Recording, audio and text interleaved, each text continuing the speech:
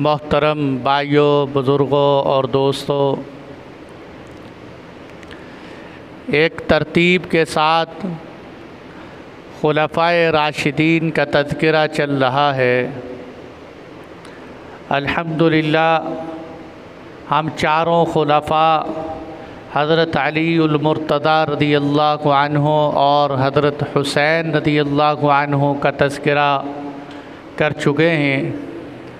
आज की इस नशिस्त में पाँचवें खलीफ़ा राशिद सैयदना हसन इब्न अली रज़ियल्लाहु अन्हु और हुज़ूर नबी अकरम सल्लल्लाहु अलैहि वसल्लम के नवासे सैयदा फ़ातिमातुज़ ज़हरा और हज़रत अली उल मुर्तज़ा के लख्ते जिगर हसन इब्न अली का तज़किरा करेंगे। अल्लाह जल्ला जलालहू से दुआ है कि वो हमें इन हस्तियों के नक्शे कदम पर चलने की तौफ़ीक़ अता फ़रमाए। मेरे मोहतरम साथियों, यहाँ ये बात भी वाज़े कर देना ज़रूरी समझता हूँ कि ये जो हमने सहाबाए किराम का तज़किरा एक तरतीब से शुरू किया है, इसकी बुनियादी तौर पर कई वजूहात हैं। सबसे पहली वजह तो ये है कि इन मुबारक हस्तियों का तज़किरा करने से अल्लाह की रहमतें और खैरें उतरती हैं। और दूसरी बात ये है कि आज हमारी नौजवान नस्ल वो ज़्यादातर इन हस्तियों के तज़किरों से नावाकिफ़ हो चुकी है और फ़िल्मी गुलकारों, अदाकारों और जनाब बड़े बड़े खिलाड़ियों के हालात से तो वाकिफ़ है, लेकिन अफ़सोस और दुख की बात यह है कि सहाबाए किराम के हालात से बिल्कुल खोखले और कंगले हो चुके हैं, बिल्कुल कोरे हो चुके हैं। किसी से पूछा जाए कि हुज़ूर सल्लल्लाहु अलैहि वसल्लम के बाद पहले नंबर पर किस सहाबी का नाम है, दूसरे नंबर पर कौन थे, तीसरे नंबर पर कौन थे, चौथे नंबर पर किस सहाबी का नाम है, हुज़ूर की कितनी बेटियां थीं, हुज़ूर सल्लल्लाहु अलैहि वसल्लम के इर्द गिर्द के हालात पूछ लें तो बड़े से बड़े मुसलमानों के चेहरों पर खामोशी छा जाती है। तो इसलिए मेरे इन जुमों को सिर्फ़ तकरीरें न समझें, अपनी ज़िंदगी का एक हिस्सा समझकर इसको पूरी तवज्जो से, मैं सिर्फ़ शोलेदार तकरीर नहीं बल्कि आपकी कानों तक सहाबाए किराम की सही मालूमात पहुंचाना चाहता हूं। और अल्लाह गवाह है कि इसके लिए मुझे कितनी कुतुबबीनी करनी पड़ती है ताकि आप हज़रात के सामने सहाबाए किराम की सही सूरत पेश आए। और फिर जब सहाबाए किराम के हालात से वाक़फ़ियत नहीं होती तो फिर बातिल को मौका मिलता है हमला करने का, और वो सहाबाए किराम की गलत तस्वीरें पेश कर कर के हमारे नौजवानों को फिसला देते हैं। तो इसलिए इन हस्तियों के तज़किरे को तवज्जो से सुनना चाहिए, याद करना चाहिए, बार बार सुनकर ज़हन नशीन करना चाहिए ताकि हमें अच्छी तरह याद हो जाए। तो मेरे दोस्तों, हज़रत सैयदना हसन इब्न अली रज़ियल्लाहु अन्हु हज़रत अली उल मुर्तज़ा के बड़े साहिबज़ादे, ये हज़रत हुसैन रज़ियल्लाहु अन्हु से 1 साल उम्र में बड़े थे। हज़रत हसन रज़ियल्लाहु अन्हु सन 3 हिजरी में पैदा हुए, हज़रत हुसैन सन 4 हिजरी में पैदा हुए। और जब ये इनकी विलादत हुई, हज़रत अली उल मुर्तज़ा के 3 बेटे हसन, हुसैन और मोहसिन, हज़रत अली रज़ियल्लाहु अन्हु फरमाते हैं कि जब मेरे बेटे हसन पैदा हुए मैंने इनका नाम हर्ब रखा। हर्ब कहते हैं लड़ाई को, जंग को, तो जंगजू होगा मेरा बेटा। हुज़ूर सल्लल्लाहु अलैहि वसल्लम तशरीफ़ लाए, आपने फरमाया मेरे लाडले का क्या नाम रखा? अल्लाह के नबी हर्ब रखा। आपने फरमाया नहीं नहीं, इनका नाम हसन रखो। हुज़ूर ने नाम रखा हसन, खूबसूरत, अच्छा, बेहतरीन। फिर हज़रत हुसैन पैदा हुए, हज़रत अली ने फिर नाम रखा हर्ब, लड़ाई वाला, जंग करने वाला।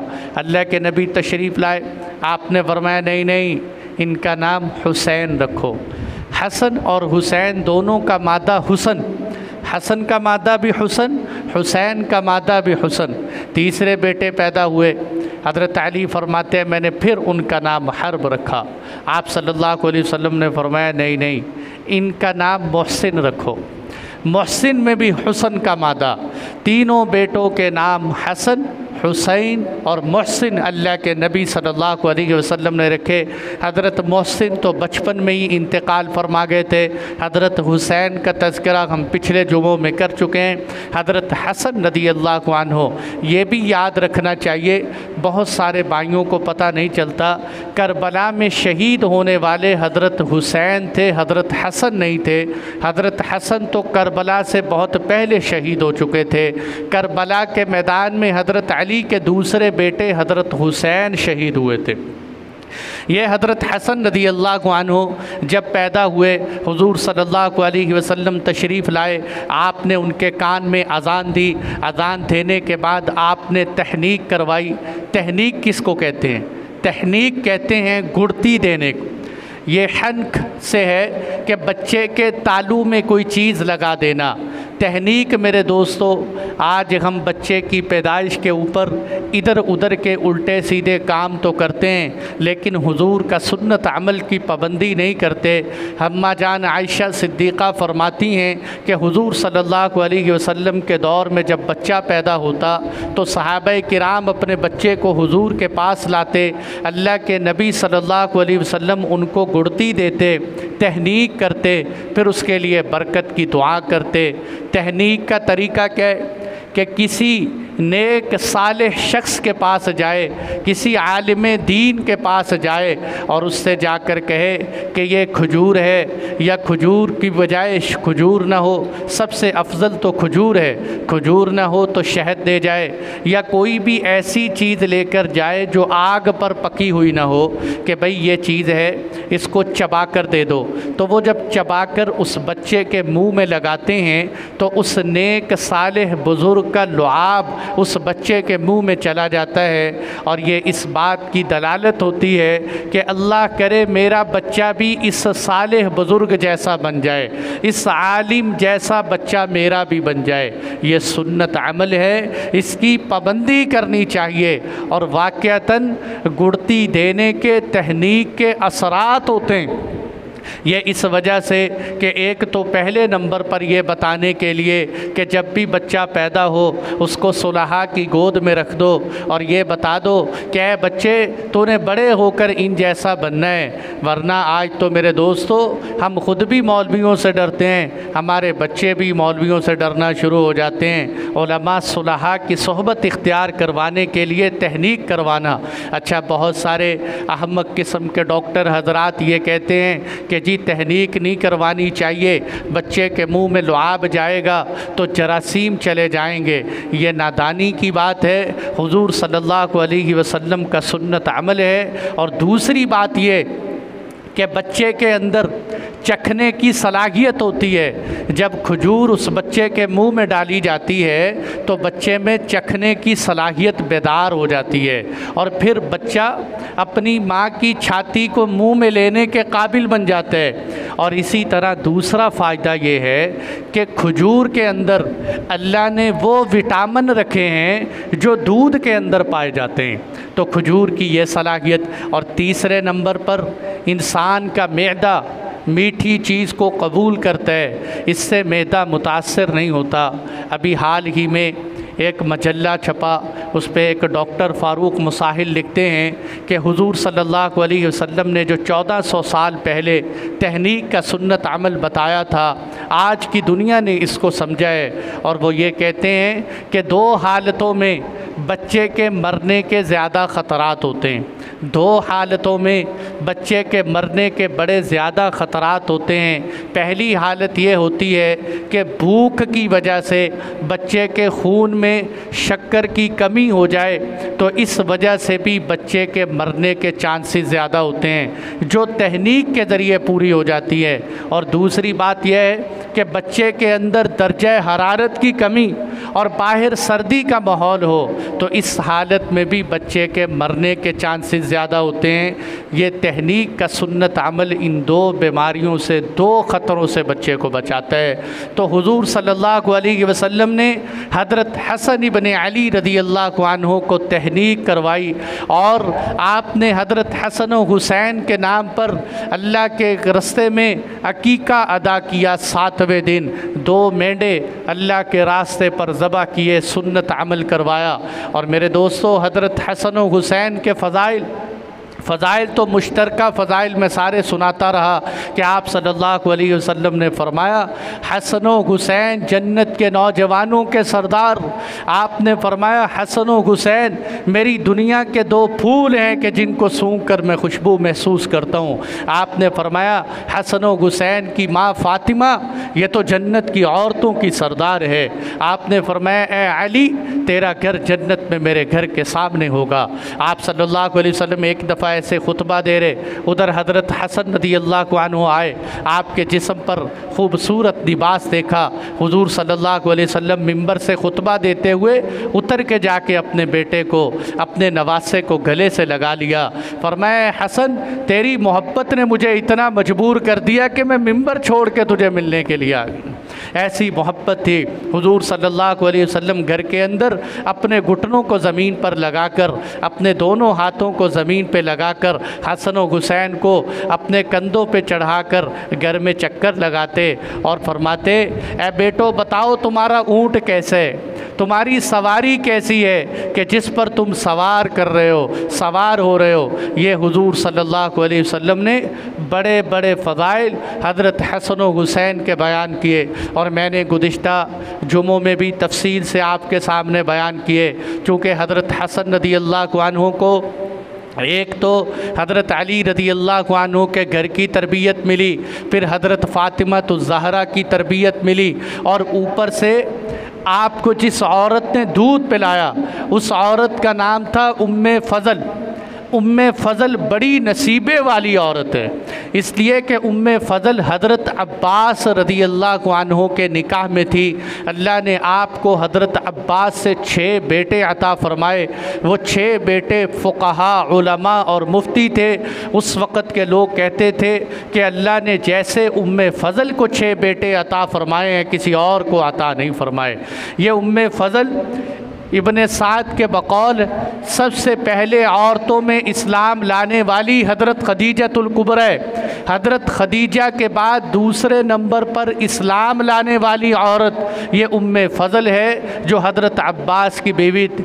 हज़रत उम्मे फ़ज़ल की जो वालदा उनके बारे में मशहूर था कि ऐसे बेहतरीन दामादों वाली कोई और औरत नहीं है कि उनकी 6 बेटियां, कि उनकी बच्चियों के बेहतरीन दामाद हज़रत उम्मे फ़ज़ल हज़रत अब्बास के निकाह में, हज़रत जो है हज़रत सलमा ये हज़रत हमज़ा रज़ियल्लाहु अन्हु के निकाह में थी।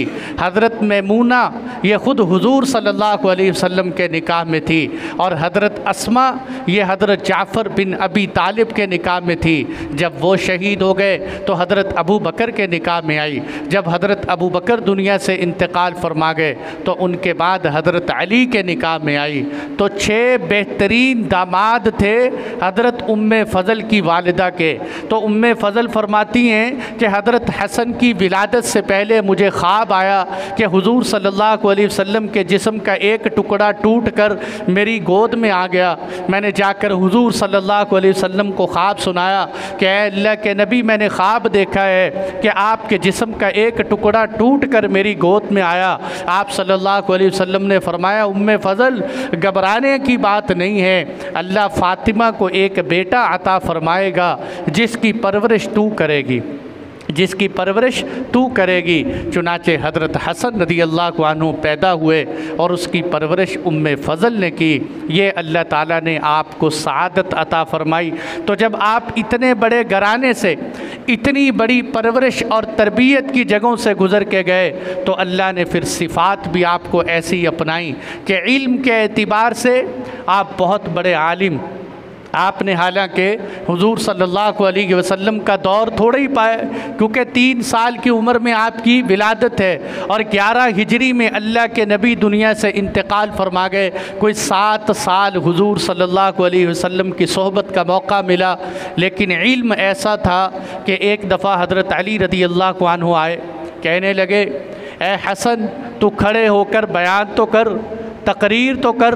हज़रत हसन कहने लगे अब्बा जान मैं आपके सामने तकरीर नहीं कर सकता, मुझे आपके सामने बयान करते हुए डर लगता है। हज़रत अली रदी अल्लाह अन्हु उठकर दीवार के पीछे खड़े होकर सुनने लगे। हज़रत हसन रदी अल्लाह अन्हु ने ऐसी बेहतरीन अंदाज में फसाहत और बलागत वाली गुफ्तगू की।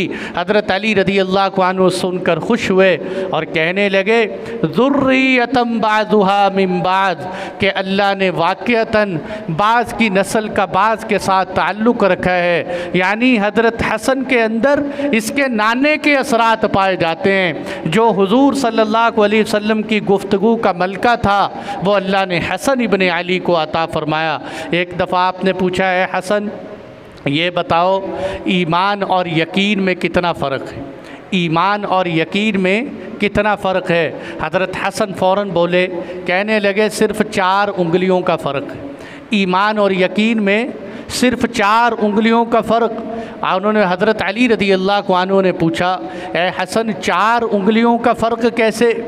उन्होंने कहा अगर इंसान कान से सुने दिल से तस्दीक करे इसको ईमान कहते हैं, अगर आँखों से देखे दिल से तस्दीक करे इसको यकीन कहते हैं। और आँख और कान में सिर्फ़ 4 उंगलियों का फ़र्क है, आँख और कान में सिर्फ़ 4 उंगलियों का फ़र्क है। अगर कान से सुने दिल से तस्दीक करे इसको ईमान कहते हैं, आँख से देखे दिल से तस्दीक करे इसको यकीन कहते हैं। और आँख और कान में सिर्फ़ 4 उंगलियों का फ़र्क है।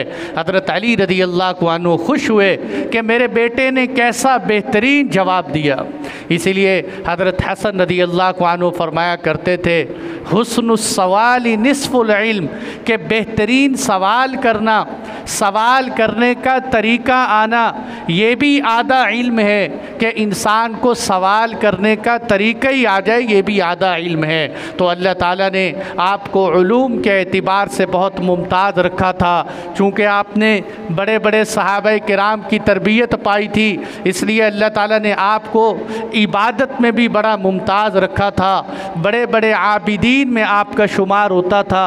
इबादत का क्या आदत थी कि सारी सारी रात तहज्जुद में मशगूल रहते, सुबह को फ़जर की नमाज़ पढ़ते, फ़जर की नमाज़ पढ़ने के बाद देर तक बैठे ज़िक्र करते रहते और यहाँ तक कि जब सूरज तुलू हो जाता इशराक की नमाज़ पढ़ते और नमाज़ पढ़ने के बाद फिर उम्महातुल मोमिनीन से जाकर मिलते। यहाँ से मेरे दोस्तों हमें पता चलता है कि फ़जर की नमाज के बाद इशराक तक जागना ये हज़रत हसन इब्ने अली की सुन्नत अमल है। आज मुसलमानों का ज़्यादातर तबका वो है जो फ़जर की नमाज ही नहीं पढ़ता, सोया रहता है। अल्लाह की रहमतें मौसलाधार बारिश की तरह बरस रही होती हैं और ये बिस्तरों पे लेटे सोए रहते हैं। फिर लोगों से वजीफ़े पूछते हैं कि जी बताओ रिज़्क़ में बरकत कैसे आ जाए। भाई रिज़्क़ में बरकत का जब वक़्त था वो तो तूने सो कर गुजार दिया। अल्लाह की तरफ से रहमतें और नेमतें तकसीम हो रही थी। बेहतरीन वक़्त फ़जर की नमाज का वक़्त। अब हज़रत हसन इब्ने अली फ़जर की नमाज से लेकर इशराक तक जागते रहते और हुजूर सल्लल्लाहु अलैहि वसल्लम की यह हदीस भी बयान करते कि आपने फरमाया जो शख्स नमाज पढ़कर नमाज के इंतज़ार में बैठा रहता है, नमाज पढ़कर बैठा रहता है उसी जगह पर, तो फरिश्ते उसके लिए 2 दुआएं करते हैं। वो 2 दुआएं कौन सी हैं? पहली दुआ कि अल्लाह तू इसकी बख्शिश कर दे, अल्लाह इस शख्स की बख्शिश कर दे। दूसरी दुआ कि अल्लाह तू इस पर रहम नाजिल फरमा। ये 2 दुआएं फरिश्ते देते हैं जो नमाज़ पढ़कर बैठा रहे। और इसी तरह आप सल्लल्लाहु अलैहि वसल्लम ने फरमाया कि जो शख्स फ़जर की नमाज़ पढ़े और फिर सूरज के तुलू होने तक बैठा इंतज़ार करता रहे, फिर 2 नफल पढ़े, इशराक की नमाज के 2 नफल पढ़े, आप सल्लल्लाहु अलैहि वसल्लम ने फरमाया अल्लाह ताला उसको मुकम्मल हज और उम्रे का सवाब अता फ़रमाते हैं। अल्लाह ताला उसको मुकम्मल हज और उम्रे का सवाब अता फ़रमाते हैं। तो कितनी बड़ी दौलत है कि अल्लाह ताला इशराक के नवाफिल पे हज और उम्रे का सवाब अता फ़रमाए। लेकिन हमारी कितनी गफलत है कि हम फ़जर की नमाज़ पढ़ते हुए, हालांकि फ़जर की नमाज़ में और इशराक में ज़्यादा से ज़्यादा 20, 25, 30 मिनट होते हैं। 20-25 मिनट इंतज़ार करके 2 नफल इशराक के पढ़ के इतना बड़ा सवाब कमाइए कि हज़रत हसन इब्न अली इसका एहतिमाम फरमाया करते थे। और इसके साथ साथ आपने अल्लाह के रास्ते में 25 पैदल हज किए, पैदल हज 25 पैदल हज किए। बड़े बड़े हाजी हजरात से मुलाकात होती है, कोई 2 हज, कोई 3 हज, कोई 4 हज, कोई 5 हज। अल्लाह ने हज़रत हसन इब्न अली को 25 हज्जों की सआदत नसीब फरमाई, और वो भी पैदल।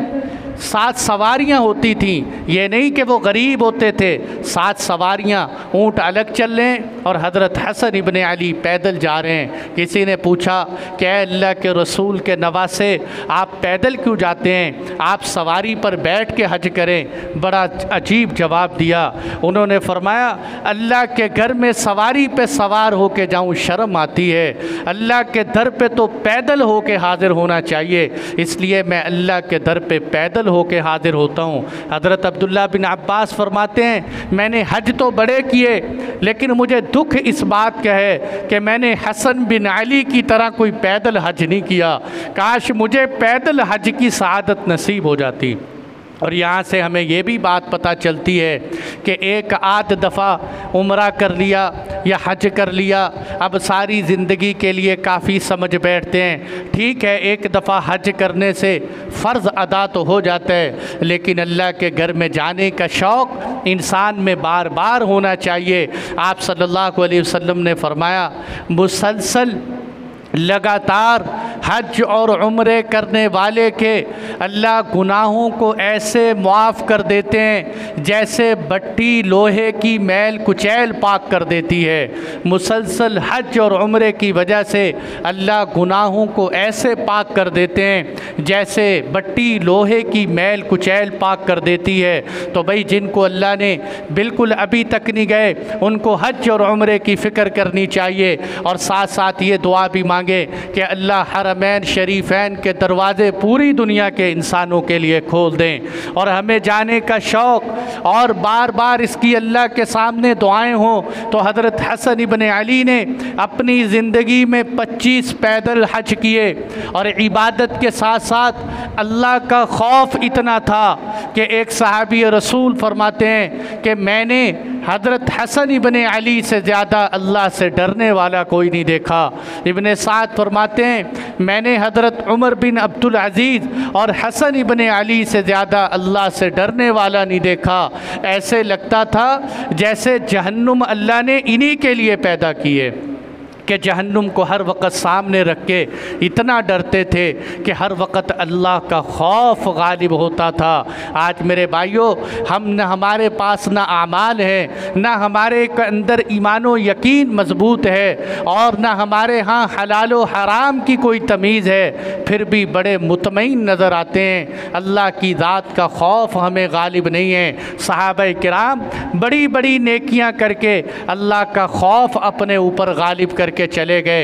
इबादत के अलावा अल्लाह ताला ने आपको ये सलाहियत भी अता फरमाई थी कि आप बड़े हिल्म थे, बड़े बुर्दबार थे, गुस्से पर सब्र करने वाले थे। एक दफ़ा मरवान बिन हकम आया, हज़रत हसन इब्न अली रदी अल्लाह अन्हु को बुरा भला कहने लगा। आप खड़े सुनते रहे, वो बुरा भला कहता रहा। काफ़ी देर बाद मरवान बिन हकम अपने खड़े खड़े वहाँ नाक साफ़ करने लगा। उसने नाक साफ़ करते हुए दाएं हाथ की बजाय बाएं हाथ की बजाय दायां हाथ इस्तेमाल किया। हज़रत हसन कहने लगे, ओ अल्लाह के बंदो, ये तो सीखो कि चेहरे के लिए अल्लाह ने दायां हाथ रखा है, शर्मगाह के लिए बायां हाथ रखा है। सिर्फ इतना जवाब दिया। उलमा फरमाते हैं हज़रत हसन की यहाँ से बसारत का पता चलता है कि जब तक अपनी ज़ात के बारे में बुराइयाँ सुनी सब्र करते रहे, जब रसूलुल्लाह की सुन्नत के ख़िलाफ़ देखा तो उसको फ़ौरन टोक दिया कि अल्लाह के महबूब की सुन्नत के ख़िलाफ़ नहीं होने देते। जब हज़रत हसन फौत हुए तो यही मरवान बिन हकम आकर आपके जनाजे पे रोने लगे। हज़रत हुसैन रदी अल्लाह अन्हु कहने लगे, अब क्यों रोते हो, दुनिया में तो बड़ा तंग करते रहे। हज़रत हसन को कहने लगे, हाँ मैं हसन को तंग तो करता था, लेकिन अल्लाह ने हसन को इतना सब्र अता फरमाया था कि वो पहाड़ों से भी ज़्यादा सब्र था, पहाड़ों से भी ज़्यादा बर्दाश्त थी आपके अंदर। इसीलिए उलमा ने लिखा है कि अल्लाह ताला ने हज़रत हसन को हुजूर का हिल्म अता फ़रमाया था, हुजूर का सब्र अल्लाह ने हज़रत हसन को अता फ़रमाया था, हुजूर की शुजाअत अल्लाह ने हज़रत हुसैन को अता फ़रमाई थी।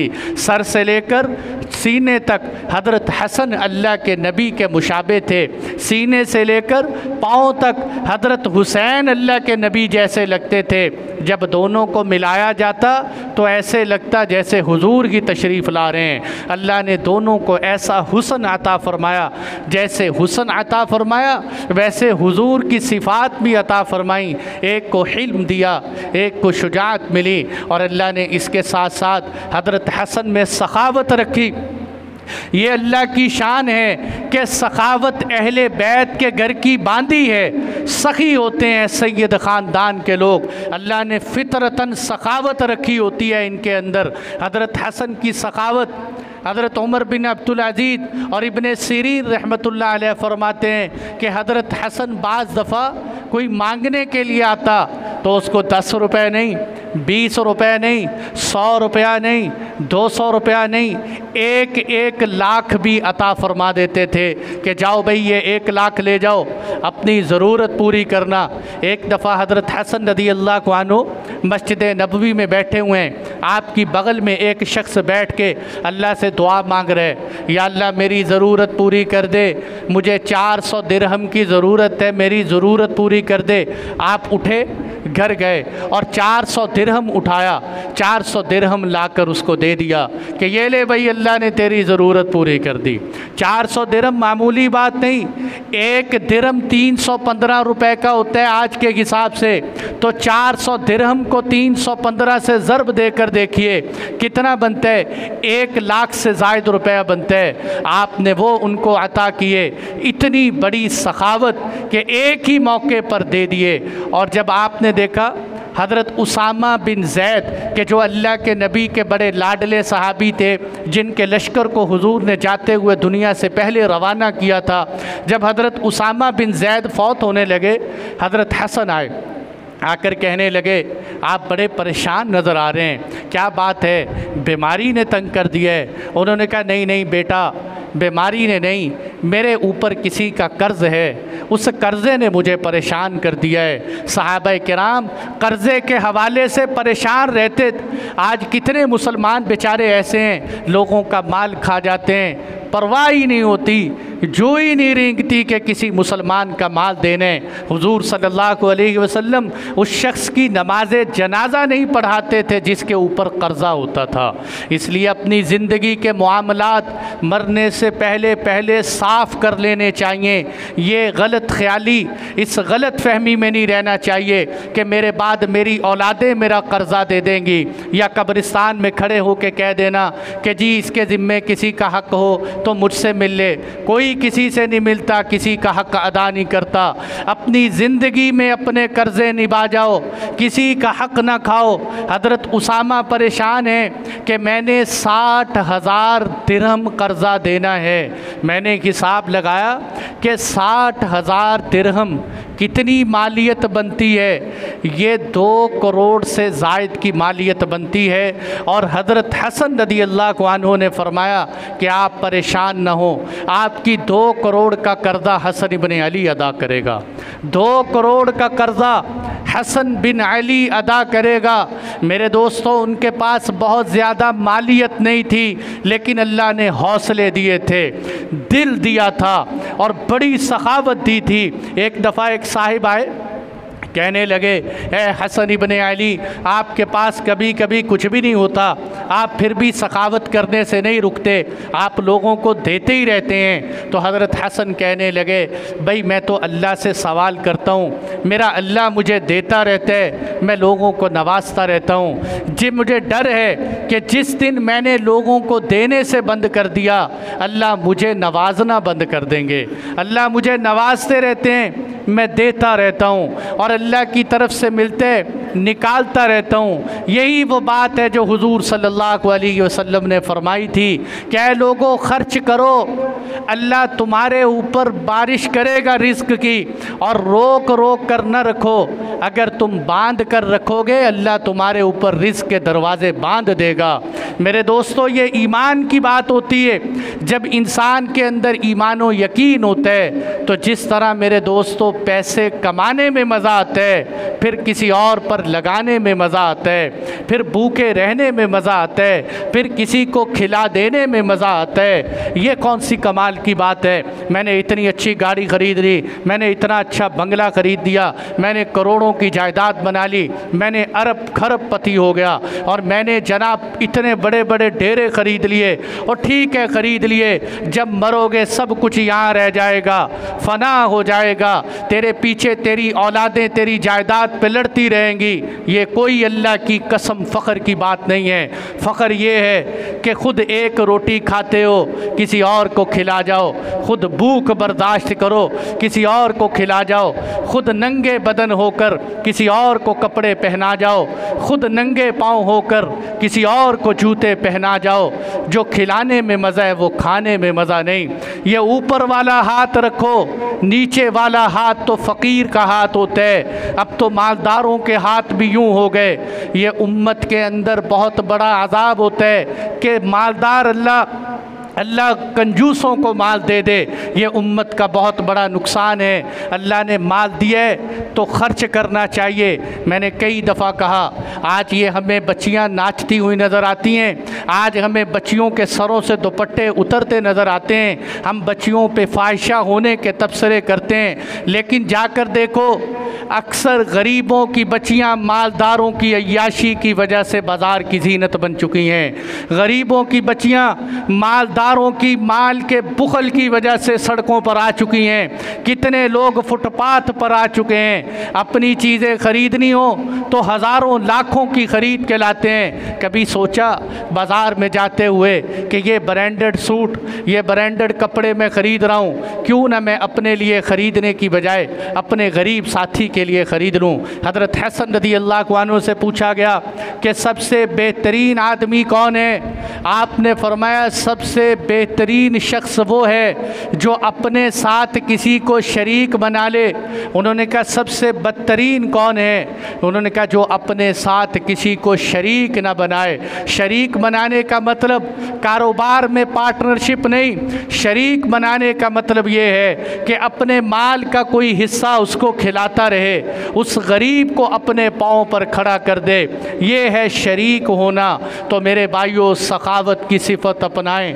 अल्लाह सखियों से प्यार करते हैं, अल्लाह सखियों से मोहब्बत करते हैं। खर्च करना सीखें, जेब से निकालना सीखें, फिर देखें अल्लाह की तरफ से कैसे रहमतों बरकतों के दरवाज़े खुलते हैं। कभी गरीब को अपने दर से खाली हाथ ना जाने दें, कुछ ना कुछ दे कर रवाना करें। इंशाअल्लाह अल्लाह हमें भी देगा। वो गरीब का मामला है कि वो कारोबारी है या वो हकीकत में गरीब है, ये अल्लाह ही जानता है, लेकिन हमें अपने माल के हिस्से निकालने चाहिए।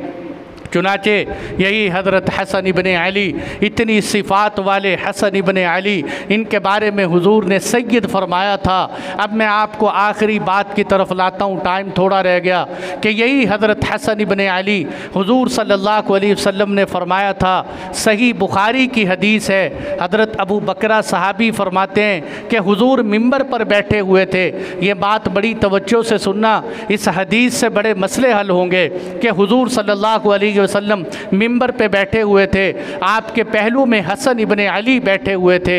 हुजूर कभी लोगों की तरफ देखते, कभी हज़रत हसन की तरफ देखते, और देखते देखते आपने फरमाया इन्न बनी हादा सय्यद, मेरा ये बेटा हसन सरदार है। और अगली पेशन गोई फरमाई जो मैं सुनाना चाहता हूँ कि अल्लाह ताला मेरे इस बेटे के ज़रिए से मुसलमानों की दो बड़ी जमातों में सुलह करवाएगा। अल्लाह मेरे इस बेटे के ज़रिए से, उस वक़्त हज़रत हसन की उम्र क्या होगी, 7 साल सिर्फ़ अल्लाह के नबी की सोहबत पाई है, कोई 4-5 साल उम्र होगी, लेकिन हुजूर ने फरमाया कि अल्लाह मेरे इस बेटे के ज़रिए से मुसलमानों की दो बड़ी जमातों में सुलह करवाएगा। अब ये हुजूर की पेशन गोई थी कि हसन इब्ने अली के ज़रिए अल्लाह सुलह करवाएगा। अब सुलह कैसे होगी, हुजूर की पेशन गोई कैसे पूरी हुई कि वो जो जंगे जमल और जंगे सिफ़ीन हुई, जंगे जमल हज़रत अली रदी अल्लाह अन्हु और हज़रत आयशा के दरमियान हुई, जंगे सिफ़ीन जो हज़रत अली और हज़रत मुआविया के दरमियान हुई। मैंने बताया था कि ये जंगे इक़्तिदार के लिए नहीं हुई, ये बादशाहत हासिल करने के लिए नहीं हुई। हज़रत अली ये फरमाते थे कि अभी कातिलों से किसास लेने का वक़्त नहीं है, और उन हज़रात की राय ये थी कि अभी कातिलों से किसास लिया जाए। ये जंगे जमल और जंगे सिफ़ीन में 1 लाख मुसलमान आपस में एक दूसरे के तीर तलवार से शहीद हो गए। 1 लाख मुसलमान, बहुत बड़ा हादसा पेश आया कि 1 लाख मुसलमान दुनिया से रुखसत हुए। इस जंग के हाल की वजह से जब हज़रत अली रदी अल्लाह अन्हु शहीद कर दिए गए, खारजियों ने, सबाइयों ने हज़रत अली रदी अल्लाह अन्हु को 40 हिजरी में शहीद कर दिया। आपकी जगह हज़रत हसन आपके बेटे खिलाफत पर आए। और यहाँ एक और बात भी बताऊं कि हुजूर सल्लल्लाहु अलैहि वसल्लम ने फरमाया था मेरे बाद खिलाफत 30 साल तक रहेगी और उसके बाद बादशाहत आ जाएगी।